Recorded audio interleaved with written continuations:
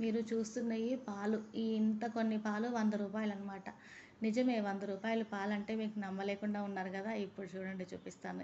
ఇదనమాట గాడిద పాలు అంత కొన్ని రూ. 100. ఇంతకుముందయితే చలికాలం, వర్షాకాలం వచ్చేవి గాడిద పాలు అని అమ్ముకుంటూ. వాళ్ళు వీధి వీధికొచ్చేవాళ్ళనమాట. ఇప్పుడైతే అన్ని కాలాలు వస్తున్నారు.